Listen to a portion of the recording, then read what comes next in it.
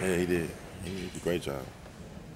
Over the past year, and with growing frequency, there have been occasions when I've glimpsed Jim McLeod walking across some part of campus. Oh, thank you. Seen him looking as he always did, unhurried and yet determined, intent and yet as though he were enjoying himself. So I've seen him as I used to see him, somewhere across the way or from where I myself am passing. More than once, in welcome forgetfulness, so sure was I of his presence I called out, then caught myself and hurried on.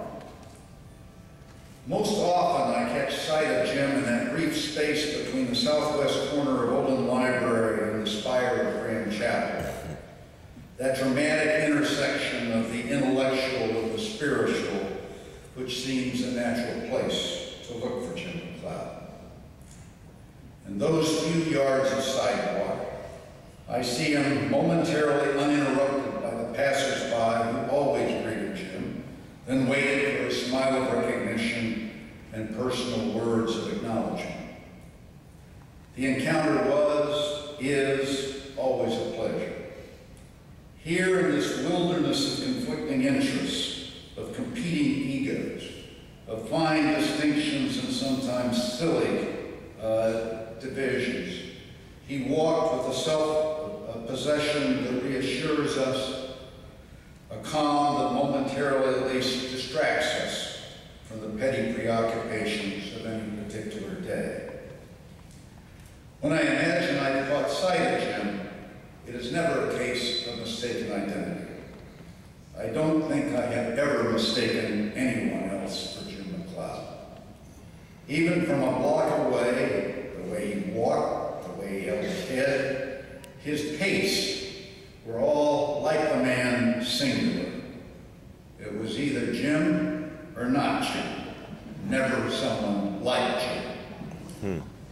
So I've accepted that it still must be him that I keep seeing, that he is so deeply imprinted in this place, that these appearances should come as no surprise.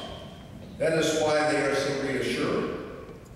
They suggest that something essential, something that defines us, has not been lost. In fact, all of Washington University's paths have become Jim's way. Not merely because he walked them all in his constant movement between groups and meetings, but because his continual insistence that we were all, despite our differences, connected, part of a larger whole, a shared purpose. They are all his ways because his outreaching presence did connect us, and slowly, over time, brought us closer to the community he insisted we could become. You, of course, realized, even before I started to speak, that this would all become an elaborate metaphor, a play on words. Jim's way, his manner, his plan, his values. What else would you expect from an aged teacher of literature? But Jim's most frequent counsel to me was, restrain yourself. And so I will. No Frost poems, no digressions about Route 66. Actually, Jim wouldn't mind that. I offer instead a simple celebration of the pathways Jim walked, the tarmac and concrete and bricks he traversed day after day for more than a quarter of a century. These are the ways we all have walked in our various attempts to get somewhere, to a class, to a slice of pizza, to a library shelf, to a night's, or in the case of our students, a morning's sleep. In a landscape of differing objectives, these paths affirm a wholeness in our personal and corporate lives, a wholeness that our many buildings cannot, for all their impressive beauty, convey. The essence of Washington University is not the triumphal entrance that leads to Brookings Hall, not Francis Field, nor Grand Chapel, nor Olin Library, not even the glories of the new South Fork. It is rather the humble walkways that hold this place together, that wind through grand and glorious edifices to larger and nobler aspirations.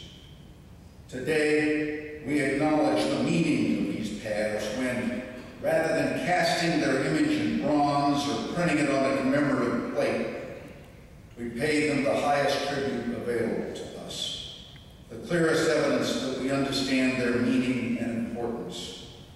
We honor a section of that elaborate system that holds together our common enterprise with Jim McLeod's name.